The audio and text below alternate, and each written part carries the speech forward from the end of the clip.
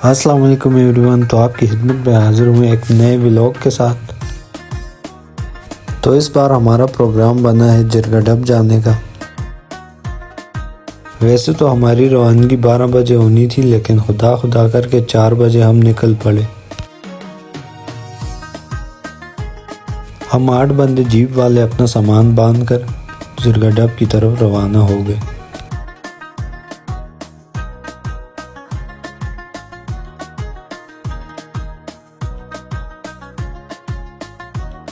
अल्हम्दुलिल्लाह जून जुलाई में हमारे अपने इलाके की खूबसूरती भी देखने के काबिल होती है। जिधर भी नज़र डालें आपको सब्ज़ा ही सब्ज़ा नज़र आता है। और जो सामान हमसे रह गया था वो हमने दिलबोड़ी के बाज़ार से ख़रीदा और फिर हम अपनी मंजिल की जानिब रवाना हो गए।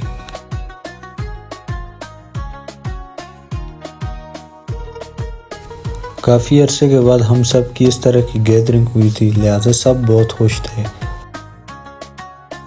जैसे जैसे हम आगे बढ़ रहे थे तो हवा में ठंडक का एहसास होता जा रहा था, जिससे काफ़ी सुकून मिल रहा था।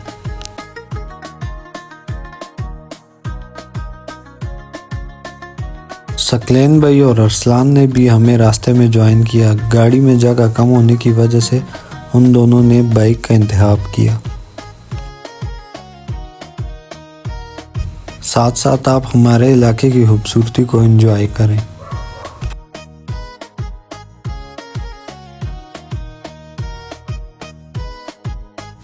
कंडोह की चौकी क्रॉस करने के बाद हम उस रोड पर पहुंचे जिसका बेड़ा बारिश ने गर्क कर रख दिया था। कंडोह में हमें इब्राहिम भाई ने भी ज्वाइन कर लिया था, वो भी बाइक पर थे। इन इलाकों की खूबसूरती का राज भी ये टूटी फूटी सड़कें हैं। अगर यहाँ की सड़क पक्की होती तो शायद ये जगह भी गंदगी के ढेरों से भरी होती।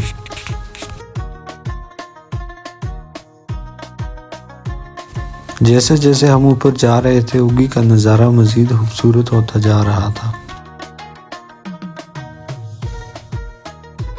गाड़ी को ठंडा करने के लिए हमने एक शॉर्ट सा ब्रेक लिया।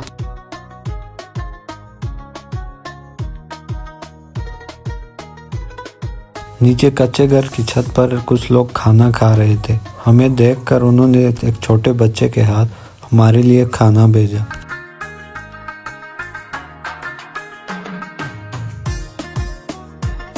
बच्चा हमारे लिए शॉपर में चावल लेकर आया और हम सब तो भूख के मारे हुए थे, सब चावलों पर टूट पड़े। गाड़ी को ठंडा किया और मज़ीद वक्त ज़ाया किए बगैर हम लोग आगे की तरफ निकल पड़े।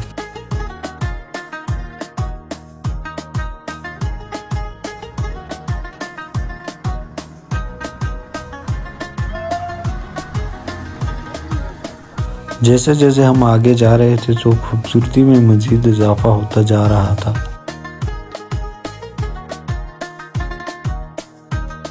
गाड़ी में लोड ज़्यादा होने की वजह से कुछ लोगों ने उतरकर पैदल चलने का फैसला किया।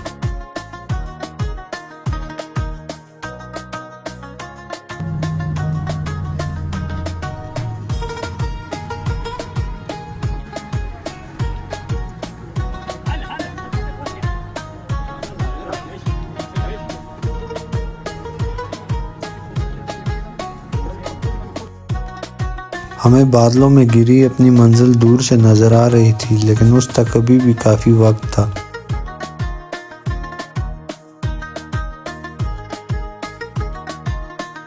रोड इस कदर ख़राब था कि बार बार गाड़ी से 3-4 बंदों को उतरना पड़ता।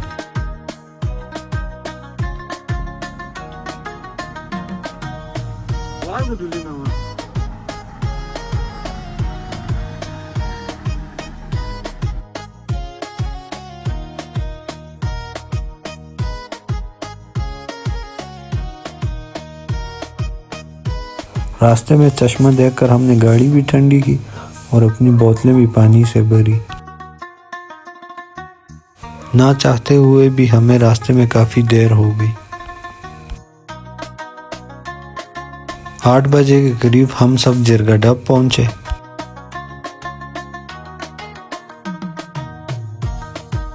उबैद और रमेश के जिम्मे दुम्बे का काम लगा दिया गया।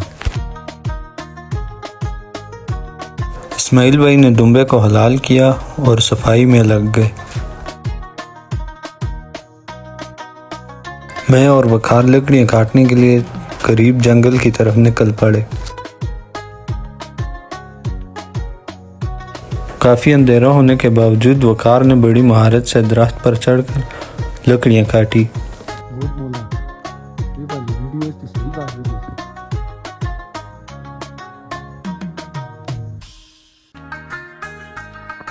हमारी लकड़ियाँ लाते ही सकलेन भाई ने आग जलाई और बाकियों ने मिलकर गोश्त की छोटी छोटी बोटियां बनाई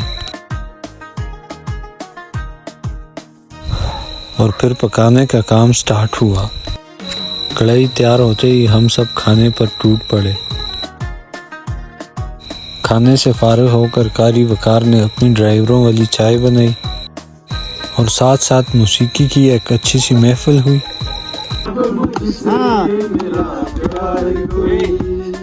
प्यार की राह में आएगी कोई, मैं कसम खा के ज़माने को बता देता हूँ, देखकर तुझको 3 बजे तक गपशप लगाने के बाद सब अपने अपने कैंप की तरफ रवाना हो गए, सिवाय मेरे और कैफी साहब के। जगह की शॉर्टेज की वजह से मुझे और कैफी सर को बाहर आग के पास ओपन में सोना पड़ा, लेकिन अल्हम्दुलिल्लाह नींद बहुत प्यारी है। और सुबह का जो नज़ारा था वो तो लफ्ज़ों में बयां ही नहीं हो सकता। एक साइड पर बिल्कुल साफ और एक साइड पर धुंध में लिपटे हुए ये दरख्त सुभान अल्लाह, अल्लाह ताला की कुदरत की गवाही दे रहे थे, जिनको देखकर अजीब सा सुकून महसूस हो रहा था।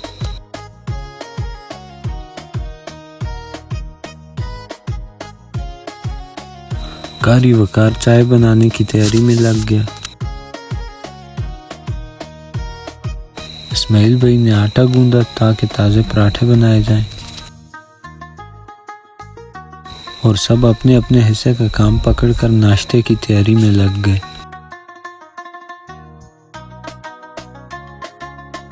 इसी बीच हमने स्टैंड पर कैमरा लगाकर कुछ वीडियोस बनाई।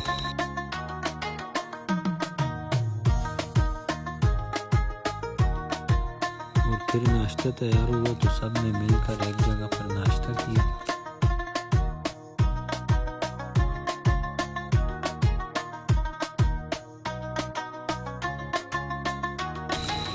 सब ने मिलकर नाश्ता किया और फिर वापसी के लिए सामान बांधना शुरू किया। टाइम लैप्स पर मोबाइल लगाकर हमने ये लम्हा भी रिकॉर्ड किया।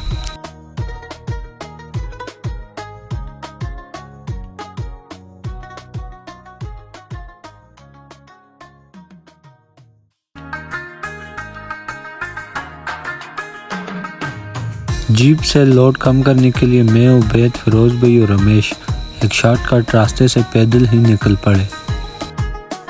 ये शॉर्टकट रास्ता दरअसल में हमारे एक सीक्रेट ट्रैक की तरफ जाता है, जो अभी तक बहुत सी नज़रों से ओझल है।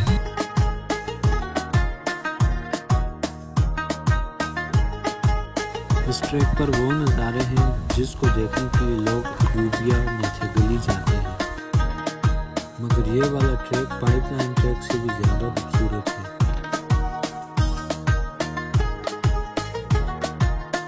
और इसी के साथ आज हमारा ब्लॉग खत्म हुआ।